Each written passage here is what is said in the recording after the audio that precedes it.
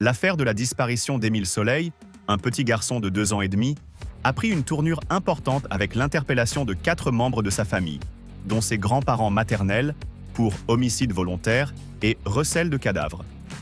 Ces gardes à vue, menées le 25 mars 2024, marquent un tournant dans l'enquête qui dure depuis juillet 2023. Le 8 juillet 2023, Émile était en vacances chez ses grands-parents, au Haut-Vernay, dans les Alpes de Haute-Provence.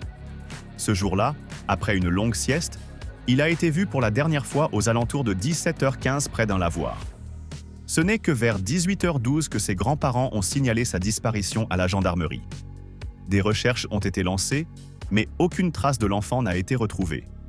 Cette disparition a duré plusieurs mois, créant un profond mystère pour la famille et la communauté locale. En mars 2024, les ossements d'Émile ont été retrouvés par une randonneuse, à moins de 2 km du hameau familial. Son identité a été confirmée grâce à l'ADN retrouvé sur les restes. Cependant, l'enquête sur les causes de sa mort reste floue. Aucune trace de traumatisme avant la mort n'a été observée sur son crâne. Cela a d'abord renforcé l'hypothèse d'un accident, mais la possibilité d'une intervention humaine n'a pas été écartée. Le mystère persiste sur la façon dont son corps a pu rester caché pendant si longtemps, malgré les recherches. Les 4 personnes placées en garde à vue sont les grands-parents d'Émile, Philippe et Anne Vedovini, ainsi que 2 de leurs enfants majeurs. Ces interpellations interviennent dans le cadre d'une phase d'investigation approfondie, incluant des vérifications et confrontations des éléments recueillis durant les mois précédents. L'enquête se concentre désormais sur l'entourage immédiat de l'enfant et les derniers à l'avoir vu vivant. Les perquisitions se poursuivent, notamment à la Bouilladis, où des objets liés à l'enquête ont été saisis. Des tensions au sein de la famille d'Émile ont été révélées par des écoutes téléphoniques, notamment entre les parents de l'enfant et ses grands-parents. Ce dernier, Philippe Vedovini, est un homme de 58 ans avec un passé judiciaire complexe. Dans les années 1990, il a été impliqué dans une affaire de violence sur mineurs au sein d'une communauté religieuse.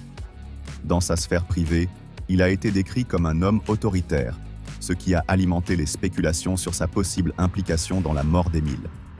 Des opérations ont également été menées dans l'église du Haut-Vernay, un lieu fréquenté par la famille. Mais pour l'instant, aucun lien direct avec l'enfant disparu n'a été établi. À ce stade, les 4 gardés à vue restent présumés innocents et aucune décision de mise en examen n'a encore été prise. Les enquêteurs continuent de collecter des informations et de procéder à des confrontations. Des auditions supplémentaires sont prévues et de nouvelles opérations sont en cours pour éclaircir cette affaire tragique.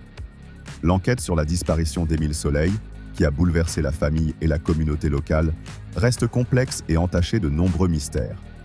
Les enquêteurs semblent se rapprocher d'une explication, mais de nombreuses questions demeurent, en particulier sur les causes de la mort de l'enfant et le rôle de chaque membre de la famille dans ce drame. Si vous souhaitez suivre cette enquête de près, cliquez sur Abonner et activez la cloche pour être averti des dernières mises à jour. Vos commentaires sont aussi les bienvenus. Dites-nous ce que vous en pensez et n'hésitez pas à partager vos réflexions. À bientôt.